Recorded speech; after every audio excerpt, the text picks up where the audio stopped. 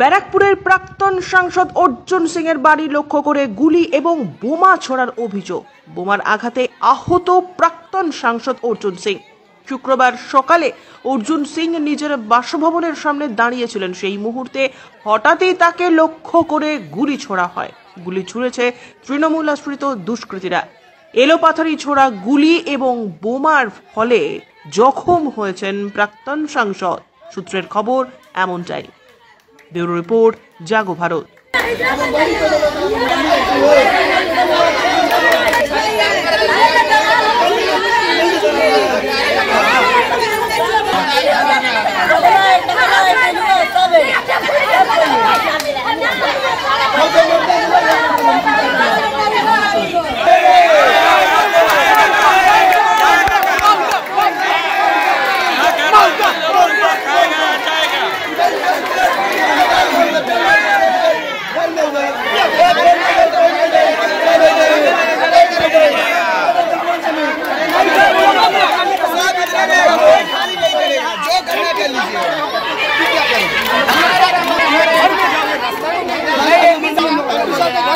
यही पे तो है इतना बड़ा खाली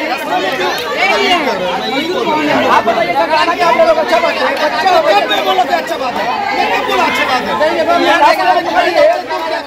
तुम लोग तो ये मैं तब लोग मेरा टीम का तुम तो नहीं पकड़ोगे तुम डर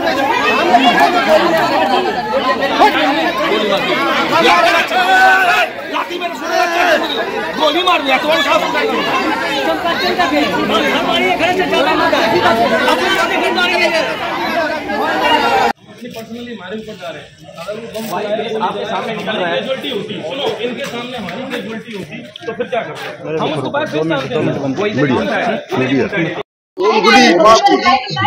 বাড়ির সামনে না আমার বাড়িতে আমার সিকিউরিটিদের উপরে অ্যাটাক করেছে। ও বিধায়ক ওখানে বসেছিল, ওর উপরে অ্যাটাক করেছে। এখানে বাড়িতে দেখুছে না কত ইট পাথরে বৃষ্টি, গুলি বম সব চালিয়েছে। আমারও লেগেছে এখানে বম, যখন আমি নেমেছি তখন এই দেখো বমের স্পিলটার এখানে লেগেছে। ওই নমিত সিং যে আগে এনআইএ কেসে আসামি ছিল, ওই পুরো জেহাদিদেরকে নিয়ে হামলাটা করেছে তৃণমূল কংগ্রেস আর পুলিশের সামনে। পুলিশ এখানে উপস্থিত। এখানে পুলিশ দিয়ে লাভ কি আছে? এখানে পুলিশ আর ক্যামেরা একটাই জন্য আছে, শুধু আমাদের উপরে অ্যাটাক করার জন্য। ক্যামেরা তো সব ধরা পড়েছে। কি ধরা পড়েই কি হবে? আপনি গুলি চালাচ্ছেন, বম চালাচ্ছে, আবার ক্যামেরাতে ধরা পড়ে, তাতে কি যায় আসে?